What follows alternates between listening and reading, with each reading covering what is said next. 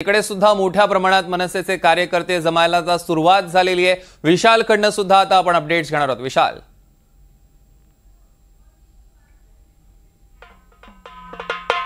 नक्कीच सौरभ, ज्या पद्धतीने आपण पाहतोय हा मोर्चाकडे आता कार्यकर्ते जे आहेत येऊ लागलेले आणि आता आपण फॅशन स्ट्रीट या परिसरात आहोत। या ठिकाणी जर पाहायला गेला तर निवडणूक आयोगाच्या विरोधात जागर जो आहे हा केला जातोय, संबळ वाजून हा सगळा जागर केला जातोय। आपण या कार्यकर्त्यांशी बोलणार आहोत। ते नेमकं कुठून आले, तुम्ही कुठून आलाय? आम्ही पुणे कसबा मतदारसंघातून आलेलो आहे। आज जागर घालताय तुम्ही निवडणूक आयोगाच्या विरोधात? 100% जागर घालतोय निवडणूक आयोगाच्या विरोधात। आणि हा जागर सत्तेच्या विरोधात जागर आहे, सत्यासाठी हा जागर आहे।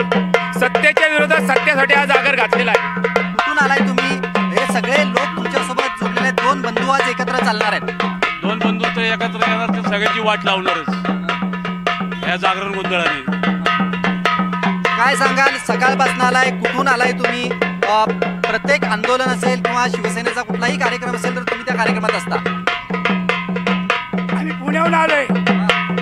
आम्ही सत्यासाठी पाहिजे, आम्हाला सत्यासाठीच वाजवतोय, सत्याचा गोंधळ घालतोय आणि आम्हाला सत्यच मागायचं। काय वेळ आले ह्या जागर घालायची रस्त्यावरती? रस्त्यावरती गोंधळ, लोकशाहीचा गोंधळ घालतोय। लोकशाही वाचवण्यासाठी, लोकांना जागरून वाजवून लोकांना जागा करण्यासाठी आई भवानीचा, शिवसेनेचा, शिवरायांचा आणि भवानीचा गोंधळ करतोय। गोंधळाच्या माध्यमातून काय लोकांना आव्हान काय कराल? लोकशाही वाचवा, लोकशाही वाचवा, लोकशाही वाचवा। जय भवानी,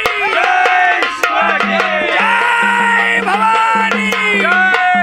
या चोरांचा निषेध असो, या निवडणूक आयोगाचा निषेध असो, मग चोरीचा निषेध असो, सत्याचा विजय असो, शिवसेनेचा विजय असो। हे सगळे कार्यकर्ते जे आहेत हे आता सौरभ या ठिकाणी जमू लागलेले आहेत, कारण का फॅशन स्ट्रीट या ठिकाणी सगळे हे कार्यकर्ते आता जमलेले आहेत। एकंदरीत जर आपण पाहायला गेलं तर पोलिसांकडून सुद्धा तशा पद्धतीनं सूचना या कार्यकर्त्यांकडून दिल्या जातात।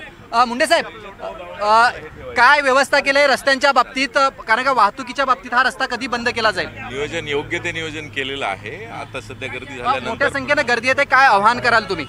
सगळ्यांनी जे काही नियोजनात सांगितलेलं आहे त्याप्रमाणे आयोजकांशी आमची जी बैठक झाली होती त्यात ठरल्याप्रमाणे कार्यकर्त्यांनी राहणं अपेक्षित आहे।